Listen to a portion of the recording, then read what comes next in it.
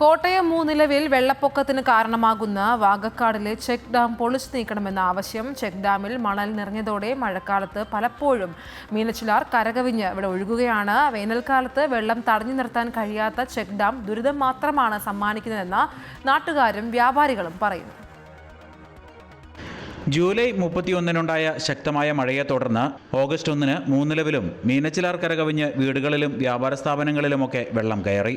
മുൻ വർഷങ്ങളിലും സമാന രീതിയിൽ ഇവിടെ വെള്ളപ്പൊക്കം ഉണ്ടായിട്ടുണ്ട്. എന്നാൽ വാഗക്കാട് ഭാഗത്ത് മീനച്ചിലാറ്റിൽ ചെക്ക് ഡാം നിർമ്മിച്ചതിന് ശേഷമാണ് ഇവിടെ വെള്ളപ്പൊക്കം ഉണ്ടാകുന്നതെന്നാണ് വ്യാപാരികളും നാട്ടുകാരും ചൂണ്ടിക്കാട്ടുന്നത്. മൂന്നിലവ് ടൗൺ 4 വശവും മലകളാൽ ചുറ്റപ്പെട്ട പ്രദേശമാണ്. ചെറിയ മഴ പെയ്താൽ പോലും മീനച്ചിലാർ കരകവിയും. ചെക്ക് ഡാമും കൂടി വന്നതോടെ ആറിന്റെ ആഴം കുറയുകയും വെള്ളപ്പൊക്കത്തിന്റെ വ്യാപ്തി വർദ്ധിക്കുകയും ചെയ്തു. മണൽ നിറഞ്ഞും ചോർച്ചയും മൂലം വേനൽക്കാലത്ത് വെള്ളം തടഞ്ഞു നിർത്താൻ പര്യാപ്തമല്ലാത്ത ചെക്ക് ഡാം പൊളിച്ചു നീക്കണമെന്നാണ് നാട്ടുകാരുടെയും വ്യാപാരികളുടെയും ആവശ്യം. ഈ ചെക്ക് ഡാം പണിത് കഴിഞ്ഞിട്ടാണ് മൂന്നിലവിൽ ഇത്രയും 2021-ലും 2022-ലും 2026-ലുമാണ് ഇപ്പം വെള്ളം കയറിയിരിക്കുന്നത്. ഒരു ഏതാണ്ട് 10-60ഓളം കടകളിൽ വെള്ളം കയറി. ഈ കടയിൽ പോലും നമുക്ക് ലക്ഷക്കണക്കിന് രൂപയുടെ നഷ്ടങ്ങൾ വന്നിട്ടുണ്ട്. ഈ വ്യാപാര സമൂഹത്തിനെയും നാട്ടുകാർക്കും എന്നും ഭീഷണിയായി നിൽക്കുന്ന ഈ ചെക്ക് ഡാം തീർച്ചയായിട്ടും ഇത് നാടിന് ആപത്താണ്. അത് തീർച്ചയായിട്ടും ഇത് നീക്കം ചെയ്തു തരണമെന്നാണ് ഞങ്ങളുടെ മൂന്നിലവ് വ്യാപാര സമൂഹത്തിന്റെയും പൊതുവായ നാട്ടുകാരുടെയും ആവശ്യം. 2 വർഷം മുമ്പ് ചെക്ക് ഡാമിലെ മണൽ നീക്കിയതിനു ശേഷം കുറച്ചുകാലം വെള്ളപ്പൊക്കം കാര്യമായ ബുദ്ധിമുട്ട് ജനങ്ങൾക്ക് ഉണ്ടാക്കിയിരുന്നില്ല. എന്നാൽ വേനൽക്കാലത്തും ഉപകാരപ്രദമല്ലാത്ത ചെക്ക് ഡാം എന്തിന് എന്ന ചോദ്യമാണ് നാട്ടുകാർ ഉയർത്തുന്നത്.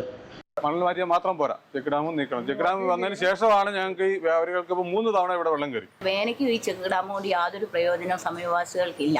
വർഷത്തിൽ ദോഷമല്ലാതെ വേറെ ഒരു കാര്യം ഇവിടെ നടക്കുന്നുമില്ല. ബാങ്കിൽ ഇപ്പം 3-ാമത്തെ പ്രാവശ്യം വെള്ളം കയറുന്നത്.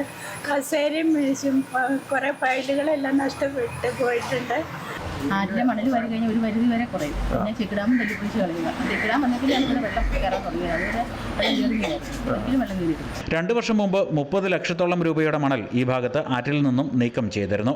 ഒഴുക്ക് തടസ്സപ്പെട്ടതോടെ നിലവിൽ മുൻപത്തേക്കാൾ വലിയ മണൽ കൂമ്പാരമാണ് രൂപപ്പെട്ടിട്ടുള്ളത്. മണൽ നീക്കം ചെയ്ത് നീരൊഴുക്ക് സുഗമമാക്കുന്നതിനും ആറിന്റെ സ്വാഭാവിക ആഴം വീണ്ടെടുക്കുന്നതിനും നടപടി വേണമെന്നാണ് നാട്ടുകാരുടെ ആവശ്യം. അമൃത ന്യൂസ്, കോട്ടയം.